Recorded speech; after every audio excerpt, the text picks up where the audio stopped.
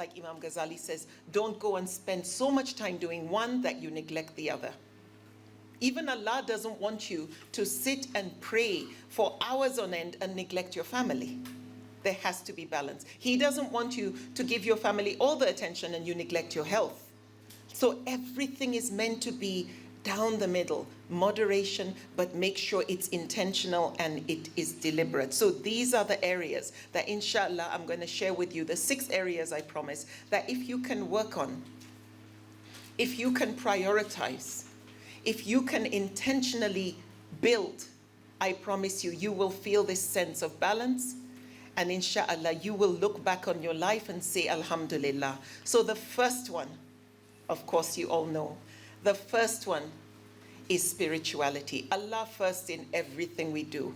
Keep Him close when things are good and keep Him close when things get difficult. Don't be a seasonal Muslim who becomes extra pious when Ramadan gets close.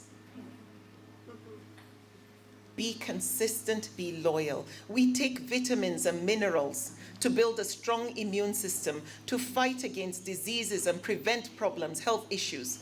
We take vitamins for that. Now, what I found is that acts of worship is like developing a spiritual immune system, doing various acts of worship. Taqwa, God consciousness, helps me build a spiritual immune system.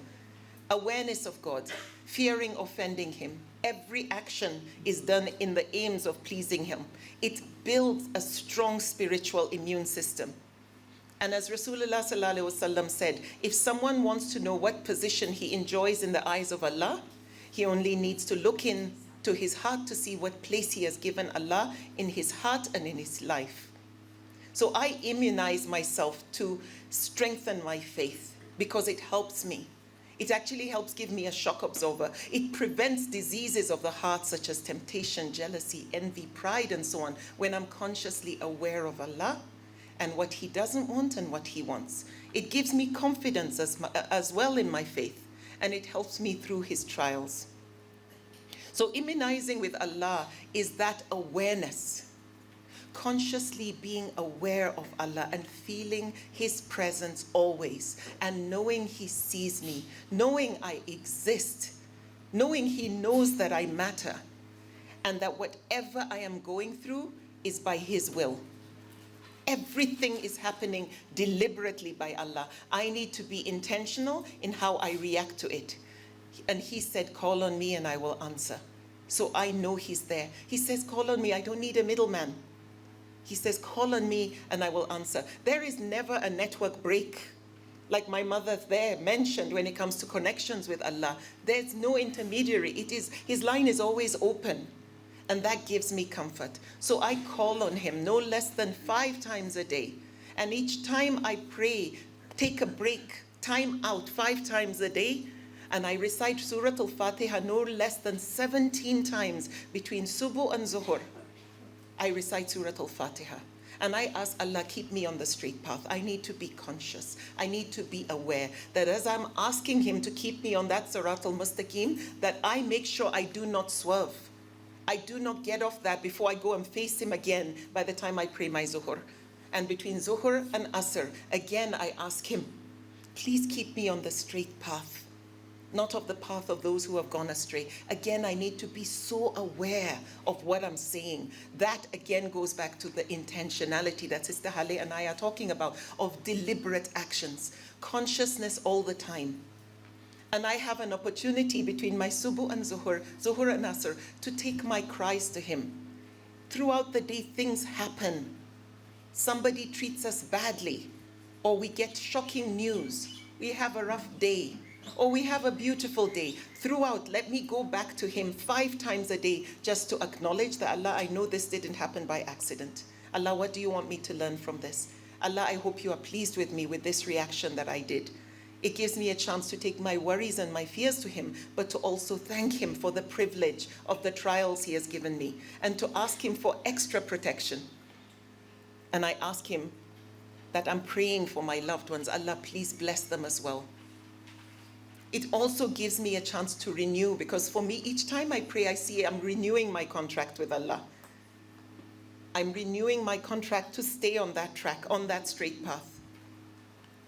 So again, it gives us a chance to do things consciously, deliberately. So imagine between Subu and Zuhur, you have a chance to check yourself. Do an inventory. Have I been good enough? Have I helped enough in this number of hours that Allah has given me so far? But guess what? If the answer is no, gives you a chance to start afresh. Between Zuhur and Asr, how about that? Can I make an intention to do something deliberately here? And between Asr and Maghrib and Isha. And what's the best part for me? At the end of the day, where I lie down and I ask myself, what did I do today? What did I do? Did I offend anybody? How was I useful? In what way did I use what Allah has given me? Because it's not about I'll use it tomorrow when I have a better day. No, what did I use my time for today that Allah has given me? Who did I smile at? Who did I hug? Who did I make happier? Whose load did I lighten? How didn't I use what I had? How did I waste my time on my device? Do that inventory. What do I regret today? Did I leave things better than the way I met them? How did I grow closer to my Maker? What did I do when I renewed my contract?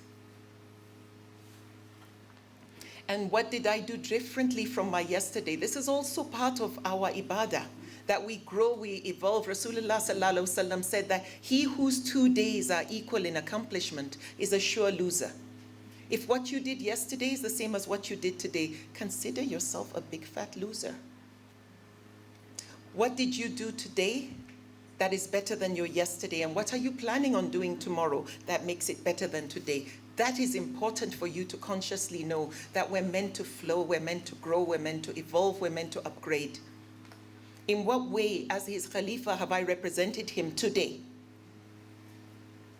And again, when we come to pray, ask yourself that question between Zuhur and Asr. For me, I love that as a chance for just mini opportunities to take time out and reflect, renew my contract, and do a personal inventory. What am I grateful for? Little things that help me stay on track. Of course, we all know, and many are doing, but like my dad always says, improve upon it. When it comes to spirituality, this number one, do the extra zikr. Everything we talked about extra to ordinary, sprinkle that extra. So extra zikr as you're walking from here to the kitchen, from here to your office, do the extra zikr. Just anything to keep your awareness and consciousness. When you sit down and pray, be present. Again, intentionality. Then read the meaning of the Quran. Read the meaning of the message. Read the meaning of the hadiths. And keep him close to you. And inshallah, he will be your compass. He will be your guide. He will be your personal qibla. But be careful not to be one of those who have memorized the Quran. And they know how to pronounce so beautifully, so perfectly. That is good. But you do not see them showing it in their actions because they haven't understood the message. So I'm proud to show off that I can recite beautifully, but it's missing. I am bankrupt of the good character that shows me I'm a walking Quran or I'm the walking Sunnah. Many of us focus on having the Sunnah look, but we miss out on the Sunnah way. Because you are a Muslim doesn't mean you're a good person. Because you wear hijab doesn't mean you are pious. And that doesn't stop you from lying, cheating, or doing bad things. Our Islam is in our intention. Our Islam is in our hearts and in our conscious actions. So spirituality for me is so important. Also under spirituality is for us to remember Allah's promise to us in Surah Al-Baqarah. He has promised that he will put us on trial. Allah has already promised, he said, and I shared this yesterday, and most certainly, not maybe, but Allah has promised, and most certainly we shall try you. We shall try you by means of danger, hunger, loss of your worldly goods, of lives and of the fruits of your labor. Most certainly, Allah has said he's going to put us on trial. So that means, again, once we have that spiritual shock absorber, spiritual immune system, we are ready to handle the trials. Imagine he has added, and loss of our loved ones, loss of our worldly goods. But he says, But give glad tidings to those who are patient in adversity, who when calamity befalls them, they say, Inna lillahi wa inna ilayhi raji'un. Verily to Allah we belong, and verily to Him is our return. It is they upon whom descend the rahmah, the blessings and mercy from their sustainer, and it is they who are on the straight path. So remember that give yourself good comfort. Feel good that those who are ready to actually look at the trials and the tests, whether it is the loss of a job, whether it is the loss of a loved one, maybe your parents or your children, maybe somebody in your family is very ill, or you have an illness that's debilitating, whether it's your child, whether you're going through a divorce or you've been divorced. These are all trials. Your business may have crashed. You may be going through depression. You may have been abused. You may be going through financial hard times. You may be going through some kind of abuse. Whatever trial you are going through, that spiritual shock absorber serves as a coping mechanism. Because mentally you keep remembering, Allah says, and most certainly we shall try you. So that's right there. It's written in stone that He's going to now. It's important for you never to take Allah's trials personally. There was a student in our school. Her name is her name is Khair. And there was a day, we have visiting days because we run a boarding school. And the girl, her parents, her mother and stepmother were coming to visit her on visiting day. And they had an accident. They both passed away in one car accident.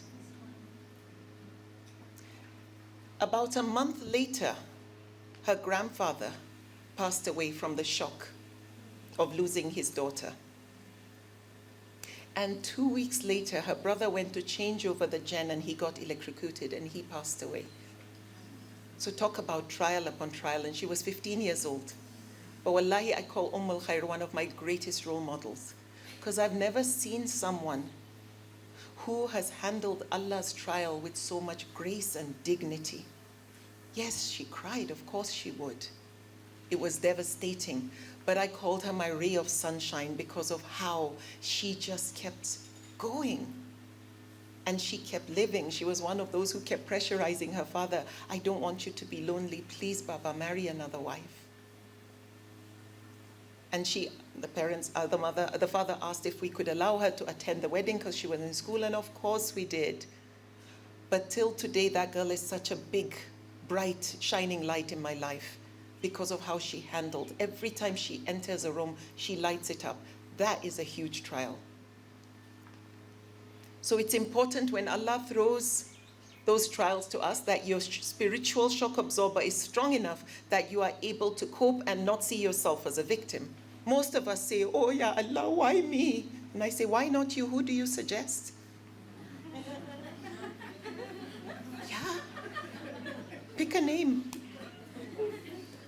Who do you suggest? When He blessed you, you didn't ask, oh Allah, why me?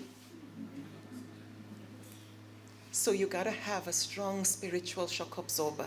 Allah tests. What comforts me is as heavy as it may be, as hard as it may feel. The darkness that seems to be everywhere at certain points in our lives, Allah gives us comforts where He says He tests only those that He loves most. When my brother was talking about this, he said, Maryam, listen to this. Allah tests those that He loves most. So when it's heavy, know how loved you are. It gives you so much comfort. And He will never give you a burden greater than you can handle. So as heavy as it is, just know Allah's got your back because He knows you can cope. He knows you got this. And inshallah, after hardship will come ease. My brother is such a big influence in my life, and there's something he says that always makes me feel good. He says, Maryam, it is during the darkest nights that the stars shine the brightest. And it's during those darkest hours that you are meant to shine your light brightest. Let it radiate, let your iman radiate through you. Because that's when Allah is closest to you, because He tests those that He loves most. So be a source of sabr, be a source of healing, be a source of rahmah for others who have gone through similar trials. I always tell people, turn your hurt into healing. Whether it's the abuse, whether it's somebody who has their child is on drugs, whether you've been through a divorce or you've lost loved ones, whatever brought you comfort, let that be what you use to shine your light brightly for others. And trust me, the more you help others, the more you talk about it, you start to lighten your load. It's very therapeutic. So what I'd like to do, since we're talking about intentionality and deliberate plans, is I want you to think of an activity that you can add to what you are currently doing in the area of this number one, spirituality. Within our 6 months, right, before our Maker calls us home. Within 6 months, what can you add to what you are currently doing deliberately, intentionally, whether it is every day, whether it's twice a day, whether it's once a week, something that you know realistically when it comes to upgrading my level of spirituality and developing a stronger spiritual immune system, I know I can start this. Think about it, even if it is just 15 to 20 minutes of something extra to what you are already doing. Please write it down. Crystal clear goals are critical. Your goals have to be critical. Please write it down. What can you start now that you believe will strengthen your iman, improve your relationship, help you have a better connection, a better relationship with your Maker? Because when we did the exercise, when we talked about death, the number one wish of everyone was their relationship with their Maker. How to strengthen that. So we live our lives, like Rasulullah Sallallahu Alaihi Wasallam said, with minimum regrets. This is where we need to make sure we prioritize this. So we don't start, Ya Allah, forgive me. But because we've done everything we possibly can to make sure we've set, like Imam Ghazali said, set a time aside for one particular act at a time. Prioritize this, and I promise you we are on track. So crystal clear goals, and make sure you don't wait till it's too late. And 4 reminders. We are living in the best time where we have apps. What I love, throughout the day, my phone pops up a message, a reminder connected to a particular app that reminds me to read a verse from the Quran or a hadith of the day. Or I go on Instagram and the people I follow inspire me. I hear a tafsir or I hear an inspirational quote that will connect me with my Maker. When I have time that I've put aside for a particular thing, I can go on sites like Yaqeen Institute and learn. They are like a one-stop shop that helps me learn and grow and understand my faith better. You've got also Muslim Central. That's another amazing resource where you have a gazillion scholars from all over the world at your fingertips. And like we said yesterday, live your life with no excuses. Don't be professional excusiologists. You do. You do. You start. No excuses. Be deliberate. Create the highest, grandest vision possible for your life, because you become what you believe. Create the highest, grandest vision possible for your life. I believe this. I truly believe this, because you become what you believe. And you know the other quote we shared yesterday, if you think you can or if you think you can't, you are right.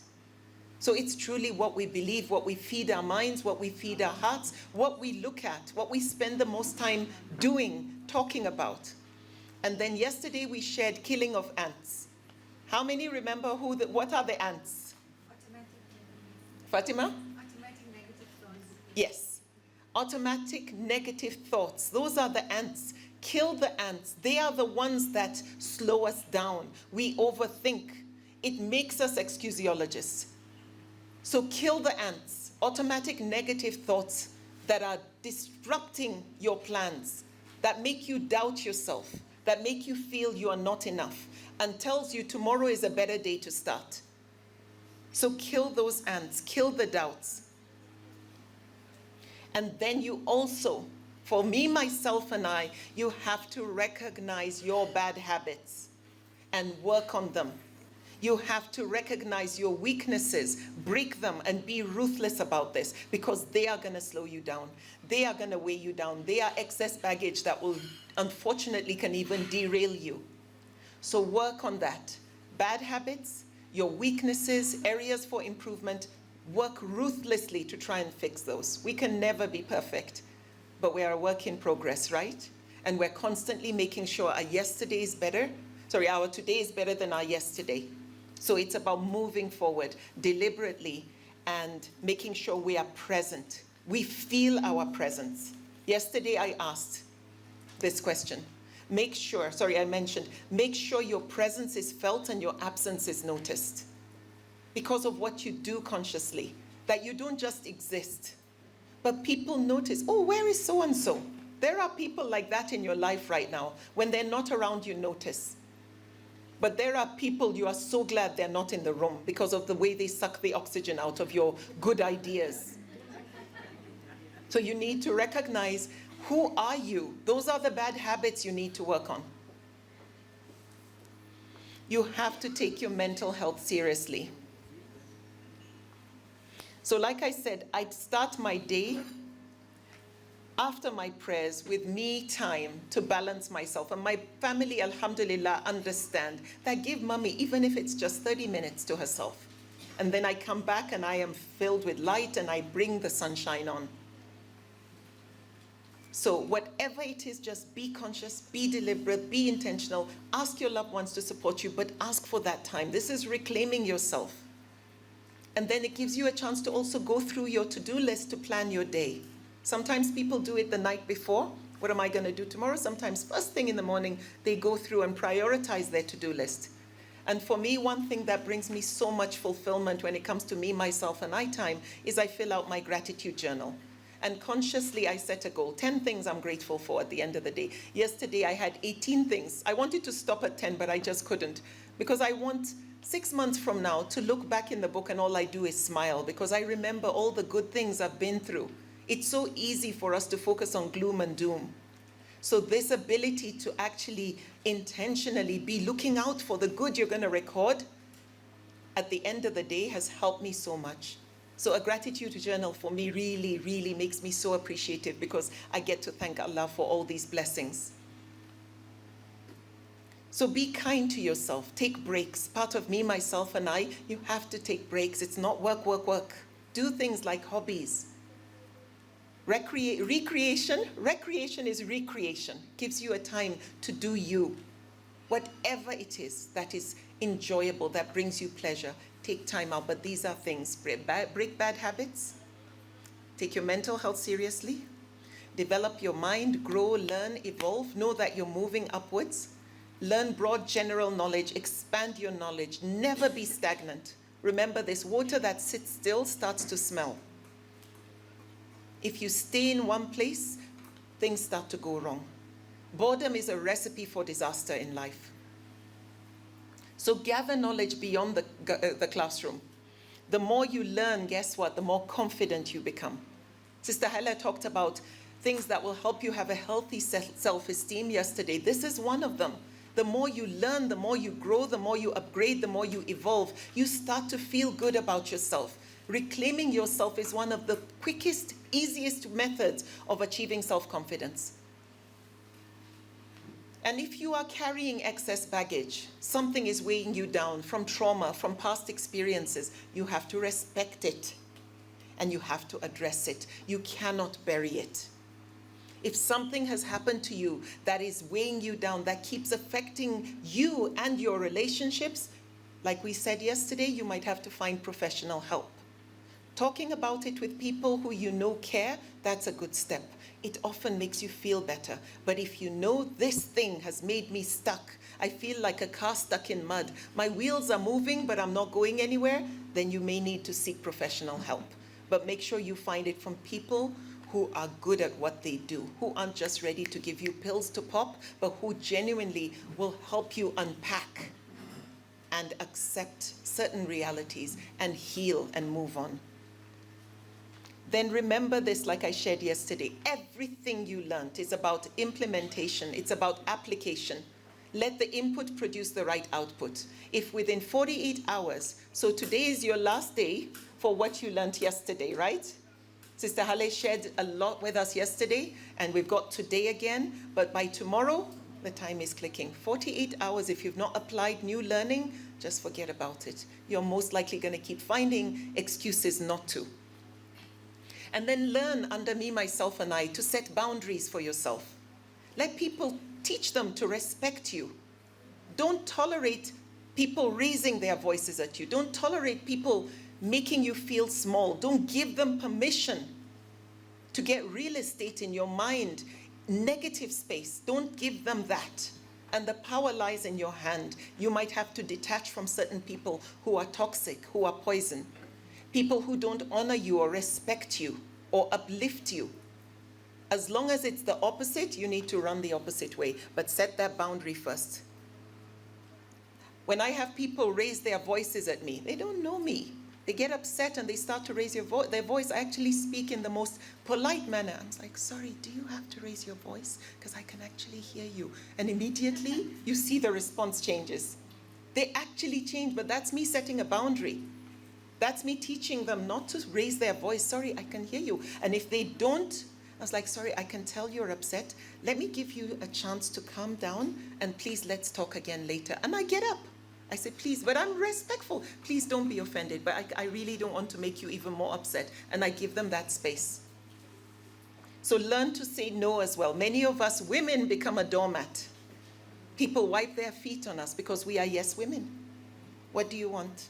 Can you do this? You've got your priority list. You've got your to-do list, and you are meant to do you. But then someone comes and asks you to do something else, and you drop you.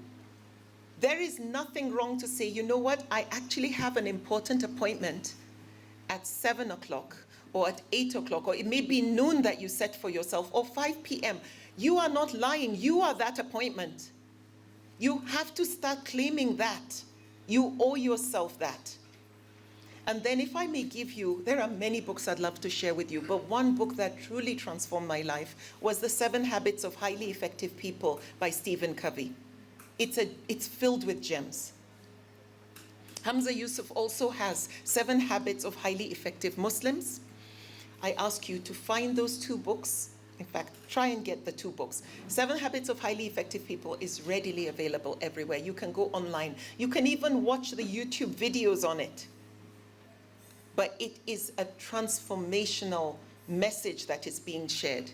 And then if I may add one more thing, learn mindfulness under me, myself, and I, because it helps you calm down. It helps you during the chaos find your center. Again, go on YouTube, shake YouTube, and Ustaz Google will help you with that. And take courses if you can, attend workshops on those kind of things, anything to do with growth. So me, myself, and I is so important, and I spend plenty of time on spirituality and me, myself, and I, because that's where it all begins. At the end of the day, we're going to go back to our maker. But for me to go back feeling my cup is full, I need to be in order so that I can do the things Allah put me on this planet to do as one of the guardians of the galaxy, as one of his representatives. If I'm going to represent him well, let me make sure I put my best foot forward. I'm in order. So you got to set areas that you're weak in to work on and conquer, and the areas you need to build upon. These are your deep roots. Plant deep roots of spirituality. We talked about the Chinese bamboo tree yesterday. Plant deep roots of me, myself, and I, of good values, having a compass and a personal qibla. Set goals for the things you want to achieve, meaningful things, and make sure you are topping your to-do list. And then bring your goals to life because you prioritized you. You must do something for you, even if it is as simple as reading a book, meditating, sitting outside and connecting with nature, just looking at the wonders of Allah's creation. That's still you doing you. If it is attending a talk, even if it is to check off your to-do list, that's you doing you. Don't ever feel guilty taking time out for yourself. Many of us feel that way. When we have families, when we have needs, we've got our parents, our spouse, everybody needs us, but we need ourselves first. So you owe it to yourself to recharge your battery. There is less risk of stress and transferred aggression and health issues if you take care of you. So think of 3 things. Let's jot this down now. because we're talking goals now for the next 6 months. 3 things that if you can do consistently well over the next 6 months, it will significantly improve your mind, your mood. It'll help you add value, be better, to do better, and it'll give your life more meaning. Even if it is just to set 15 to 20 minutes at a minimum to start with me, myself, and I. Like I said, sometimes it's first thing in the morning. So pick a time of day or a week where you know, I'm gonna do me. Crystal clear goals. Set your alarms and reminders. Again, we have apps that help us recharge our battery. We've got mindfulness apps. There are so many self-awareness apps. We've got pages that we can follow that are inspirational. Try and do that so that every time you're visually connecting with things to remind you to do self-care and self-love. Have quotes wherever to remind you. Listen to motivational videos and podcasts and audiobooks.